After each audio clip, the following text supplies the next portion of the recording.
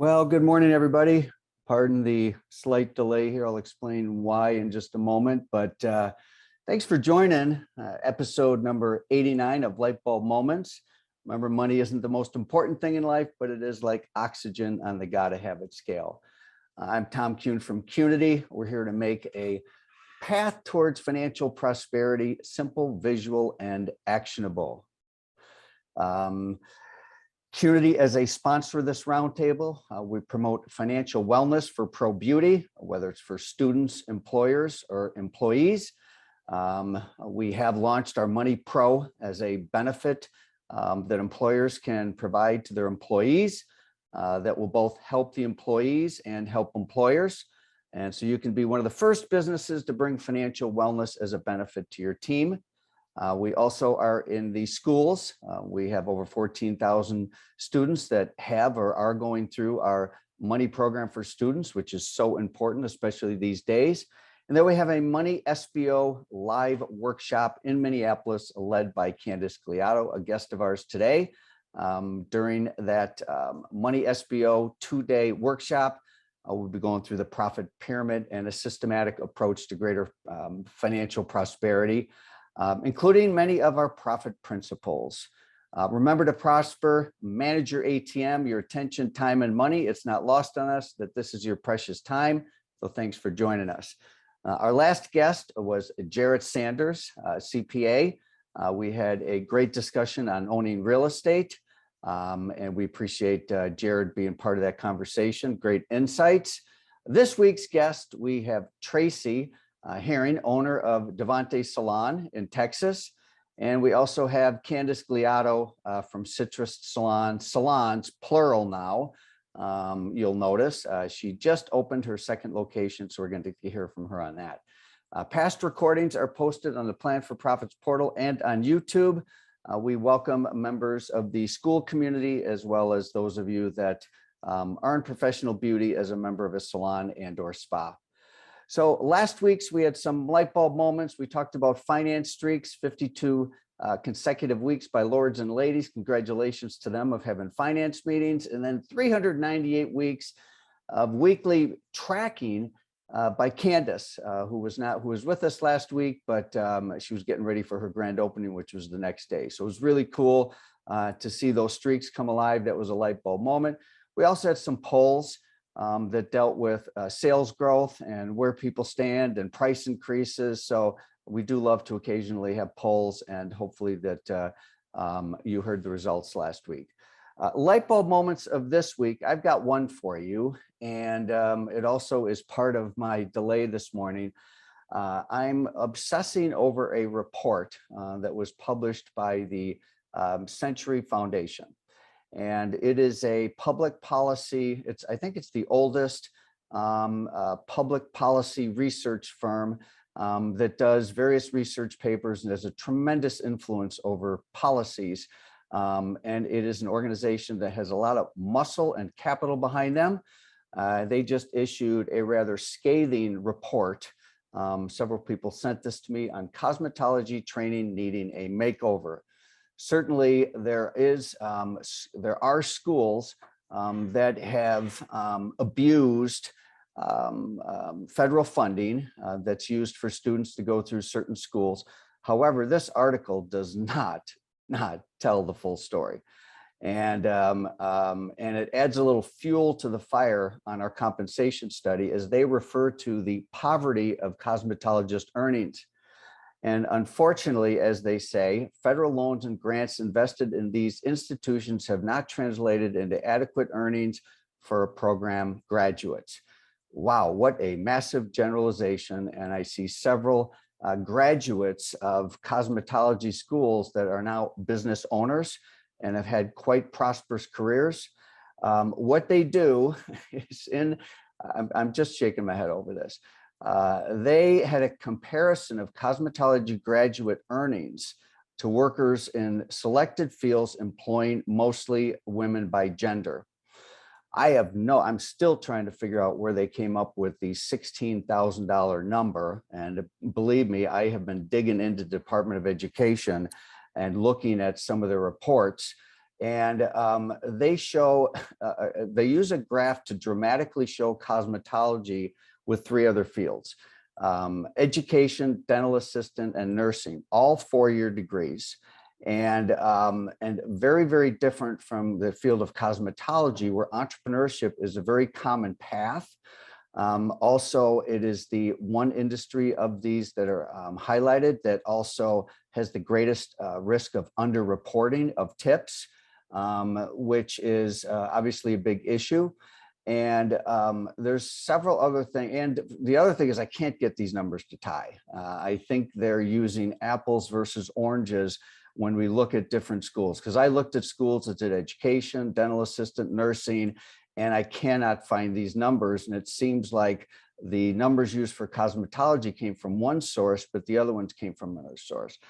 Meanwhile, there's this little disclaimer that pops up in the Department of Education, and it said the U.S. Department of Education cannot fully confirm the completeness of these reported data for the school. So in other words, here's the information, but we can't guarantee it's correct. Anyway, so this organization certainly does a lot of wonderful things, and this is not an attack on what is a giant. I think they had $9 million of funding last week alone. They have a staff of about, I don't know how many, and they do good work. But they've really picked cosmetology here. And I think that this needs to be flipped a little bit. And I think we need to, as an industry, have a bit of a say in making and shaping public policy. And I also feel that the beauty industry is underrepresented. And I'm going to give you another example of this. Why are we still talking about getting a credit passed through Congress for tips that's been in the restaurant industry for about 3 decades? And so I would maintain that the underrepresented voice has to do with pro beauty. So anyway, listen, so this compensation study, with your support, we can continue this work, touches all aspects of pro beauty. Our data, our research and advocacy can serve as a foundation and a bridge in the fight for pro beauty as a first choice career. So here's ways that you can get involved. You can participate in phase 2 of the study. I'll give you a QR code in a moment and give you a little more detail. Encourage others to be part of the study, your peers, and then encourage your vendors and associations, et cetera, to support in outreach and to support financially. Here's a QR code. If you were in phase 1 of the study, we'll automatically include you to phase 2. It'll take you to a page on a website where you simply have to give us your information. We will start the data submission process sometime next week, most likely late next week. You've got time, but we really need to have as large of a group as possible because the numbers it's really preventing great people from joining this industry. I'm convinced of that. So we can make a difference with that, but we do need your help. So be part of the data submission, encourage your peers, encourage your associations and manufacturers to support in outreach and funding, and we can make a big difference. That's my light bulb moment of the week, and that's become my full-time job, by the way. Today, I will get off my grandstand here and welcome to the Brain Trust, Candice and Tracee, which reminder, I don't know that we've really announced this yet, and I'm no longer the chair of 2 to 10. Obviously, I'm very involved in helping any way I can, but we do have dates. Enrollment's going to open up soon. And so we have a little bit of a multi-location focus today that was spurred on some conversations we had with both Tracee and Candice. So, all right, let's bring Tracee. Tracee, I believe you're in your car today. Thanks for joining us. Let's make sure we can hear you. We still got you on mute. Mute. There we are. Can you hear me now? Yes. How are you, Tracee? I'm good. Do I need to turn on my video or how is it? That's totally up to you. I know you're in your car, but we can hear you loud and clear. So. Okay. Well, it won't let me start my video. I'm okay with the video if that'll be more better. How's that? If that'll be better, but either way works. It's up to you if it's easy, and you're welcome to, but we can continue either way. I'll leave that back up to you. It's easy. Let's turn on the video. All right, let's see you here. All right. So Tracee, you have recently added your third location. And so it really spurred, I think, a great conversation about different ways to add locations. And in a nutshell, there you are. In a nutshell, it's build or buy. All right. That's right. And you've done both. Mhm. And so I thought it would be great to get you on because it's relatively recent, not as recent as Candice opening up her second location because that was less than a week ago, Mhm. but still pretty recent. So you really had a problem to solve, which is, let me lead you there, that led you to a third location. Yeah, thank you, Tom. Yes, we've owned our third location 2.5 months.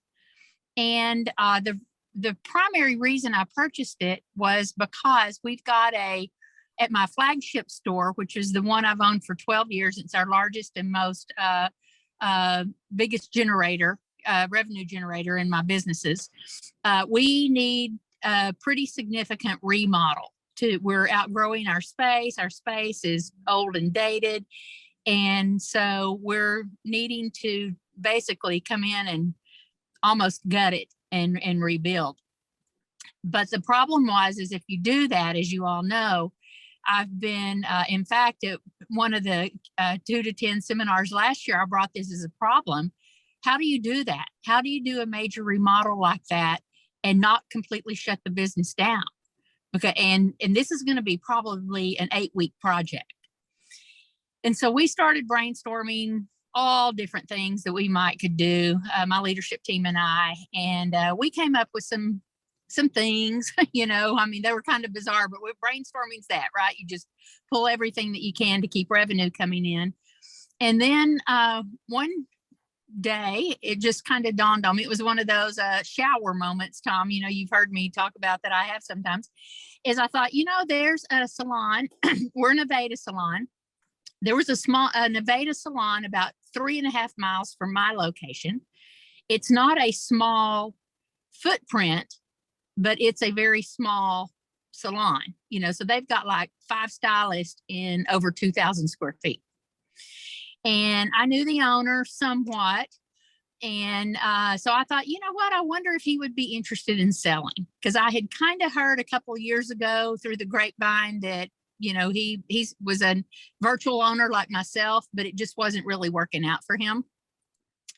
So I reached out to his daughter, who's their manager there, and asked her to call me. And I just said, hey, I know this is completely out of the blue, but what are the odds that you guys might be wanting to sell? Now, this was in February. And she said, oh my goodness. She said, I can't believe you're calling me, because in January, my dad and I had our call, and he told me that this was going to be the year he was going to sell the business. And she said, let me have him call you. And literally 3 weeks later, that was in February.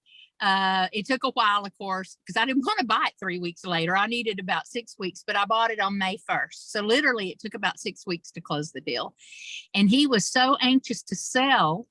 He sold it to me as an asset only sell, which was just ridiculously low for the value of that business. And now I've got 3 locations. So in this particular case, it is a purchase. And let's stay with this one a little bit longer. So it's actually a creative solution. I mean, because you reach capacity, and you did the numbers and found that not only the build out, but the time the business would be closed was a huge investment. Right. So a really great, so this is really adding a third location as opposed to increasing or expanding location 1 or 2, because you would have had to put money into 1 or 2, right? Yeah, absolutely. And what the beauty of this deal is I had been in that salon one other time, because about 6 or 7 years ago, when the two owners ago bought it, they had approached us about buying it, and we weren't interested at the time because we had just opened up a second location.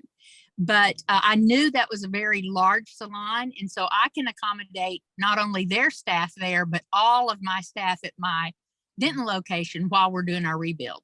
Wow. And it's only 3 miles for our guests to drive to a different location. So there's pros and cons to opening a business from scratch, and with a white space, all right, yeah. Clean shell. And you bought two and you opened one on your own. So just by way of summary, what are some of the pros of a purchase, as well as some of the cons of a purchase? Okay, so like you said, my first and my last have been purchases. I have bought a business that is up and running. And the beauty of both of those, of course, when you're doing your due diligence, you get financials, from the owner. And I'm always looking for two things. I'm looking to see if the business has been able to run without the owner being a producer. So in other words, if you remove that producing owner out of the revenue stream, do you still have anything left? So both businesses that I bought, the owners had already stepped back from working behind the chair or in the business on a daily basis. That was appealing to me. The pros of that are you've got a revenue stream coming in already. You don't have to buy furniture and fixtures. You don't have to buy a product. You don't have to hire people, so it's running from day one. The downside of that is, as we all know, you can buy all those furniture and fixtures and products, but you can't buy people, right? So you have to be very patient and very strategic in how you go in, one, and just even announce the sale so that you don't scare everybody off from day one, right? And then two, like this location that we've owned for the last 2.5 months, we have done nothing but go in there and say, how can we help?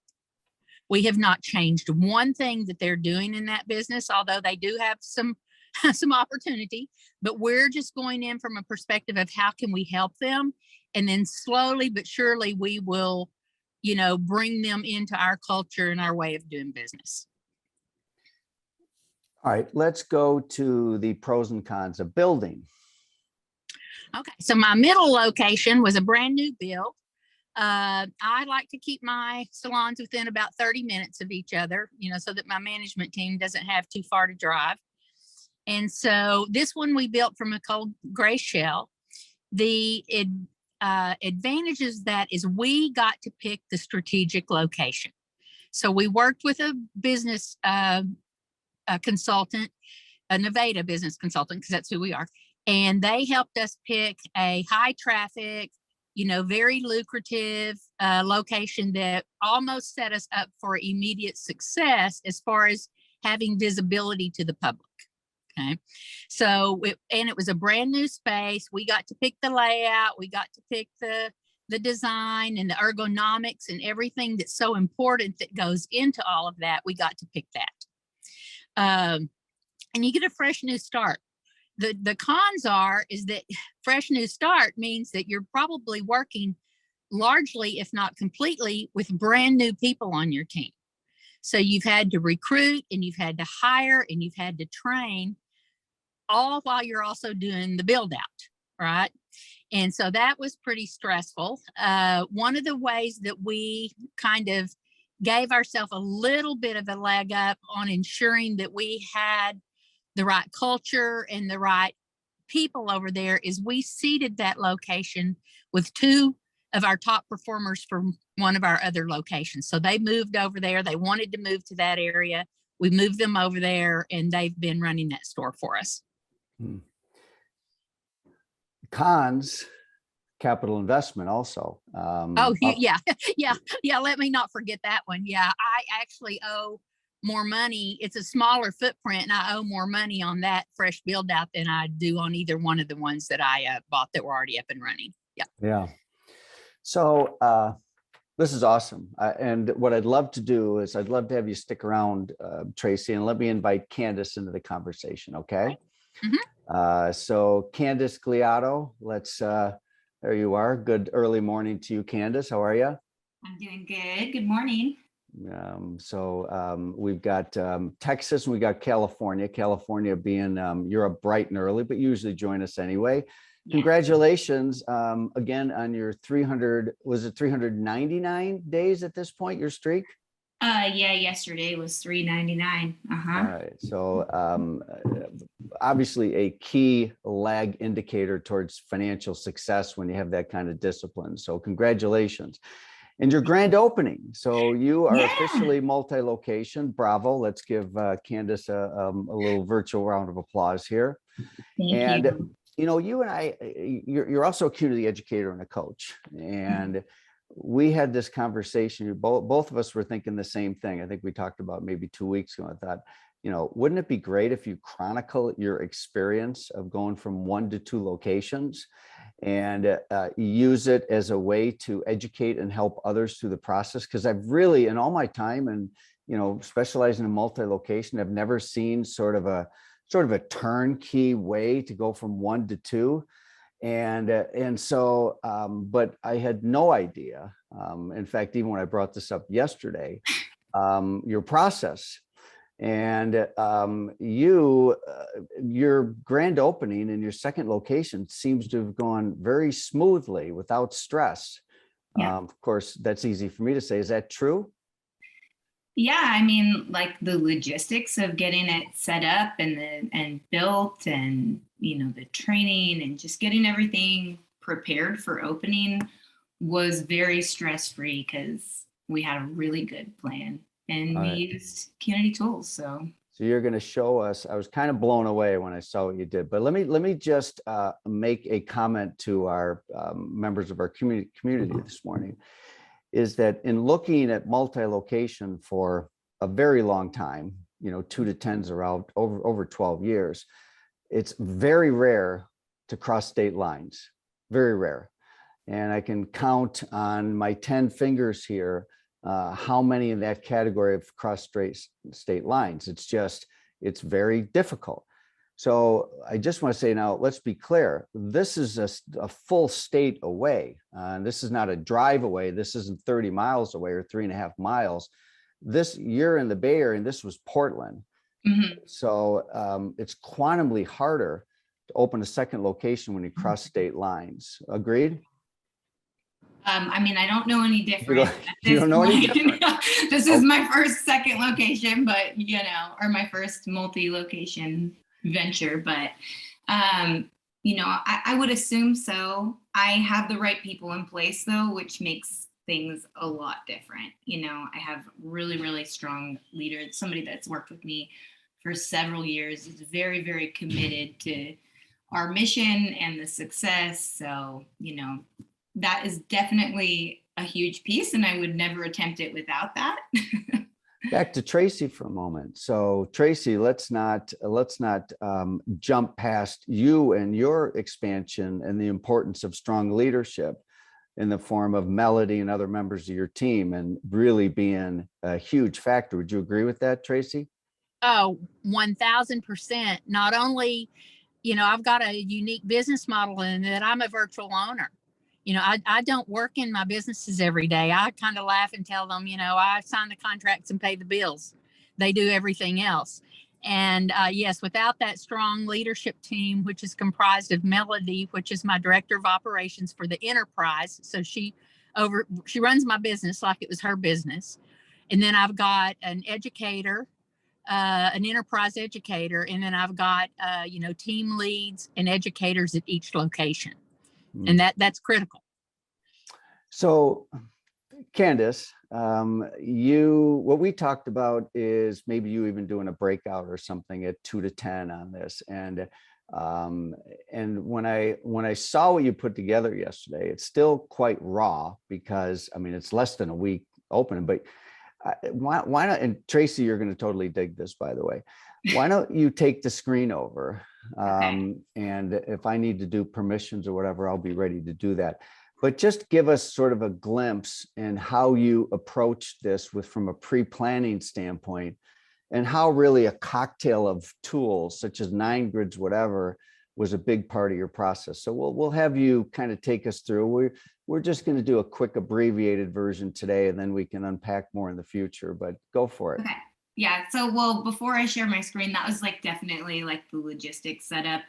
Where I started, of course, was with my financial plan and with my accountant, and we created a break-even analysis and just made sure that the whole thing had the opportunity to pencil out at some point. That was definitely the starting point.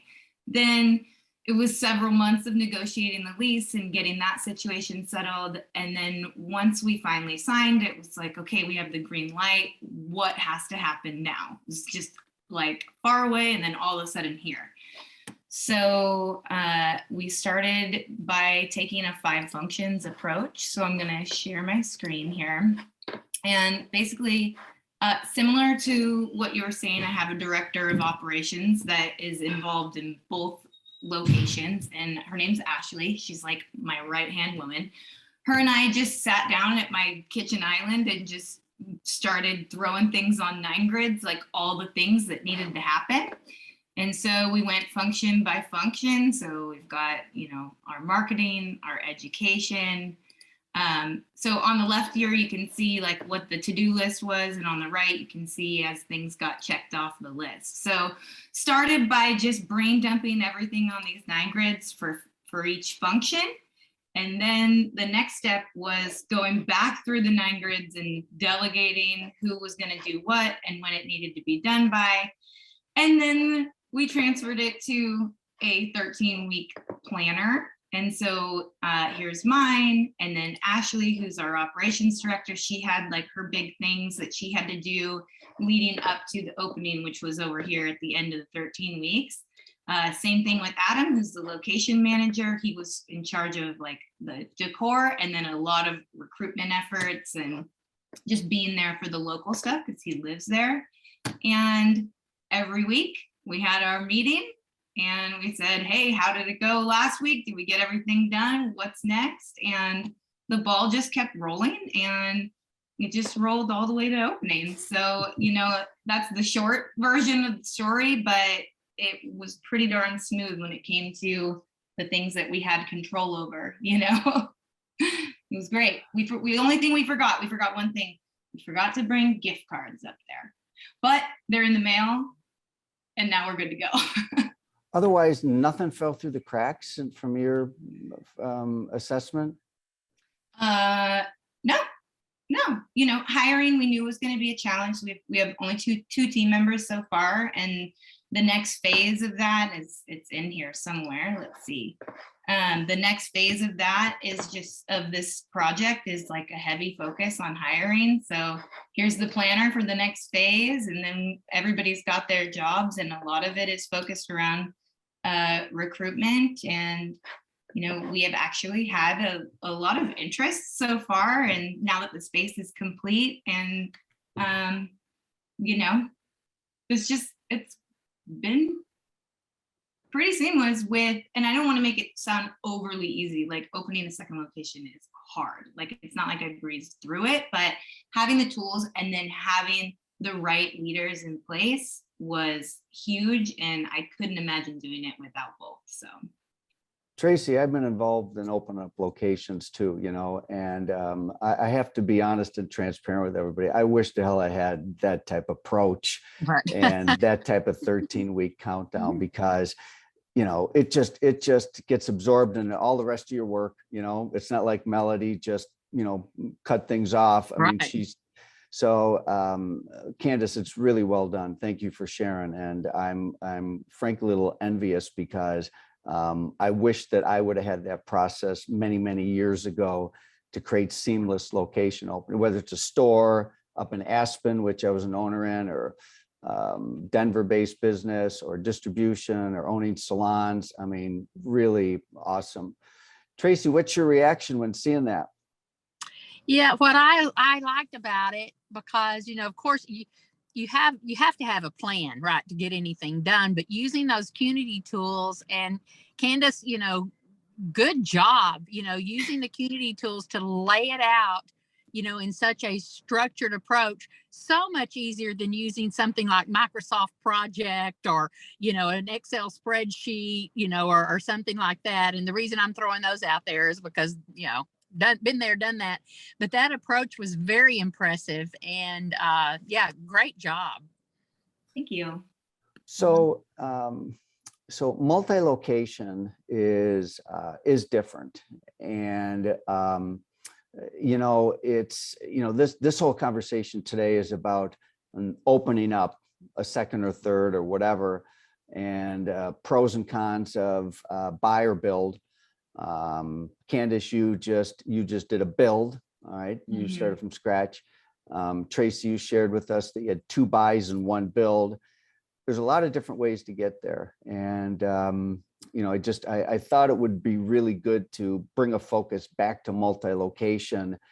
And we do have the, 2 to 10 coming up in the fall. I think we had a slide up there. It's the middle of October. And I'm glad to bring multi-location into the conversation. I think that many are in a growth mode right now. And Tracee, what I love that you did is you transcended, which was a very easy and natural path, and that's just expand within your space. And certain cases that makes sense, in certain cases it doesn't, but it seems to work. And there are a lot of salons for sale, and it's a really great part of a transition option. Most transitions I see are to key employees.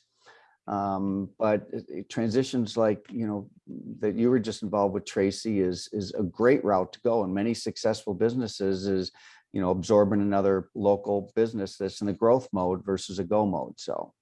Yeah. So Tom, can I add just a thought to that? So here's what, and I think all of us can relate in some form or another. This gentleman that I bought from had bought that business because his daughter was an employee there. Okay. And their vision together was that she would run that location, be his on-site manager, and work behind the chair. And that was going to be he bought that as a gift to her, actually, and that eventually he would sell it to her. What they found out is that she didn't want that. Okay. After she got into it, not only did she not want it, he didn't have the beauty industry background to be a good support for her. Mm. So she was and he even said, he told me, or when he did the transition, he hamstrung her a lot because of the financial decisions that he was making weren't in the best interest of the business. Mm-hmm. So one of the selling points to his team when he announced that we had bought them was that they were bringing in a leadership team and an owner that knew the industry. And now all of a sudden, overnight, his daughter has a team to be a part of. Mm. And so I think there's a lot of that happens too, maybe a little bit of disillusionment that goes on, and they are looking for owners that care. Mm-hmm. That's not just an add-on. That's like a key point there. That's a really important insight, is that, from a team standpoint, what a great thing. Because normally there's this general assumption that, new owners mean, is negative. Oh, everything's going to get ruined. They're not going to be here every day. They don't understand us. And, a lot of times we see transitions like this, though, with a lot of excitement by team members, mm-hmm. because there is this vitality, there's this new energy and all of that, new commitment. So great call out, Tracee. Thank you for that. So, all right. Well, listen, I tell you what, we'll thank both of you, and each of you get another $1 million light bulb. We're going to have to get a stand for people like Screw In. And but both of you are such great contributors to the community, the Qnity community and the pro beauty community. Tracee, I do understand from Aaron and Sonia that Aaron did a podcast with you, and apparently it's amazing. And I can't wait, because it's part of your story I don't think that I've heard before. So can't wait to hear it. I put myself out there, very vulnerable, but I think there's some good lessons there for others. Yeah. Yeah. All right. So thanks for doing that, and we'll have to watch for it. All right. And then Candice, thanks for joining us, especially on this early morning. I know this has been a really busy stretch for you, but it's great that you tune in like this. So let's give both these guys a virtual round of applause. Put a little note in the comments, lots of light bulb moments from these two here. And the conversation with both of you will continue. So. Awesome. Thanks, Tom. Congratulations, Tracee. You too, Candice. All right, so let me see what else I have here. Just a couple notes. We are on next week, and sponsor. 2 to 10 is not officially a sponsor, but just save the date. It is October 16th and 18th. It is going to be in St. Petersburg, a beautiful property down there. So enrollment will open on that soon. And again, sponsored by Qnity Financial Wellness for Pro Beauty, whether it's bringing financial literacy in as a benefit to your team, whether it's joining our SBO workshop, which is led by Candice, or it's being part of the school community. We'd love to work with you. If we're not already, you go to qnityforschools.com for a demo. And thanks to Lightheart Sanders. I know we had several members of the team joining us today, and they've been great sponsors, as well as Pivot Point. So closing thoughts. I don't know, I go back to my light bulb moment of the week and just some of the data out there about the beauty industry and just how I shake my head. So I'm really looking forward to providing more solid points of reference so we can really attract the kind of people that this industry deserves. So anyway, that is what I have for you guys today. Let me just do a quick shout out. Let's see who's with us. We have, I'm going to go reverse order. We have Con. Good morning, Con. How are you? And Terry and Sharon. Michael, are you in the Twin Cities? Michael, are you in the Twin Cities? I think it's this week. I need to see you. Melissa, hello. Hi, Megan. Hi, Mark. Hi, Marie and Louisa. L'Oreal, good to have you on with us. Latia, oh God, I'm terrible with pronunciations. I'm so sorry. Linda, Kevin, Kelly, Kate, Carla, Carrie, Julie, Jared, and unwelcome phone call coming through. Jan, James, good morning, James. Hey, Holly, Ginger, Dawn, Cheyenne, Ashley, Andrew, Anna, and Amanda. So thanks for joining us today, you guys. I'll try to spend a moment in the chat. Until next week, have a great week and stay in touch. And we will have a great session next week. We've got some really great guests coming up soon that we'll fill you in on soon. So, all right, everybody, thanks again. And yes, do watch for Aaron's podcast. It's going to be amazing. So, all right, have a great rest of the week. Thanks again to Tracee and Candice and the rest of the team that helped made this session possible today. Bye now.